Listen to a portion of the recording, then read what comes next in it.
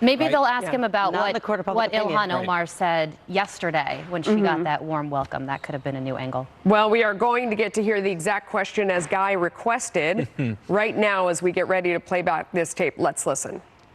That tweet back? You know what I'm unhappy with? I'm unhappy with the fact that a congresswoman can hate our country. I'm unhappy with the fact that a congresswoman can say anti-Semitic things.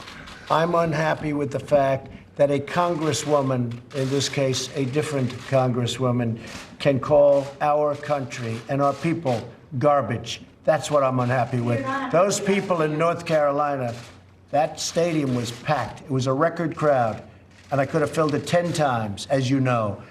Those are incredible people. Those are incredible patriots. But I'm unhappy when a congresswoman goes and said, I'm going to be the president's nightmare. She's going to be the president's nightmare. She's lucky to be where she is, let me tell you. And the things that she has said are a disgrace to our country. Thank you very much, everybody. Is there an update on this ASAP Rocky case? ASAP Rocky is a situation in Sweden. Sweden's a great country. They're friends of mine, the leadership, and we are going to be calling. We'll be talking to them. We've already started. And many members of the African-American community have called me, friends of mine, and said, could you help? So I personally don't know ASAP Rocky, but I can tell you that he has tremendous support from the African-American community in this country. And when I say African-American, I think I can really say from everybody in this country, because we're all one. I have been called by so many people asking me to help ASAP Rocky. Actually, the one who knew about ASAP Rocky was our First Lady, right? And she was telling me about, can you help ASAP Rocky? Do you want to give a little statement on that? You feel, Well, we're working with State Department, and we hope to get him home soon.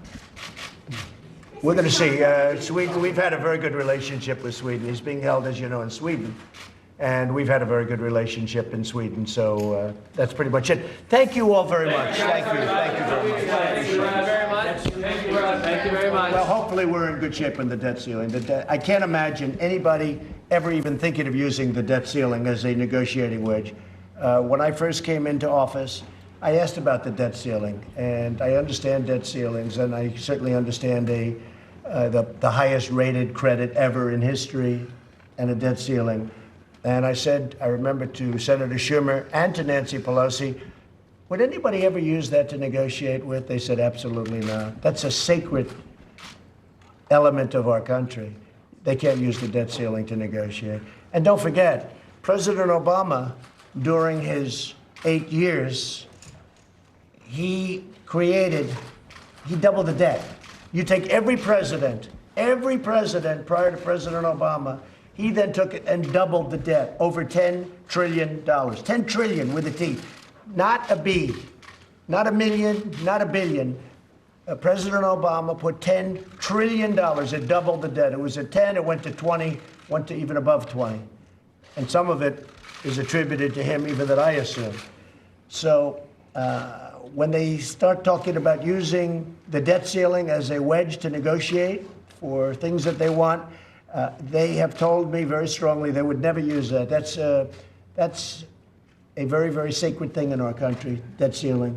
We can never play with it. So I would have to assume we're in great shape. But just remember also, the previous administration doubled the debt in our country.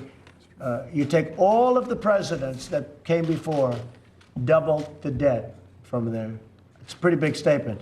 And certainly it's a big statement to be talking about, for that party to be talking about using the debt ceiling. And I don't think they are. It's been mentioned, but I don't think they are. I don't think anybody would want to play that card. Steve, go ahead. Boris Johnson, it looks like he's going to be the next British Prime Minister. What do you think about him? I like him. I like Boris Johnson. I spoke to him yesterday. I think he's going to do a great job. I think we're going to have a great relationship. I think they've done a very poor job with Brexit. I think the previous Prime Minister has done a very bad job with Brexit. What can I say? I mean, it's a disaster. And it shouldn't be that way. I think Boris will straighten it out. I like Boris Johnson. I always have. He's a different kind of a guy. But they say I'm a different kind of a guy, too. We get along well. I think we'll have a very good relationship. Thank you. President Trump, on Japan and Korea, since you just returned from there, there's ongoing tension between... Yeah, there is ongoing tension between Japan and Korea. In fact, the president of Korea asked me if I could get involved. I said, how many things do I have to get involved in? I'm involved with North Korea on helping you. I'm involved in so many different things. We just did a trade deal, a great trade deal with South Korea. But he tells me that they have a lot of friction going on now with respect to trade, primarily with respect to trade. And Japan has some things that South Korea wants, and he asked me to get involved. So maybe if they would both want me to, I'll be. It's like a full-time job, getting involved between Japan and South Korea. But I like both leaders. I like President Moon, and you know how I feel about Prime Minister Abe. He's a very special guy, also. So if they need me, I'm there. Hopefully they can work it out. But they do have tension. There's no question about it. Trade tension. Okay? Thank you. Thank you, everybody. Thank you very much, President. Thank you, sir. Thank you, guys. Thank you, guys. The president making some news there.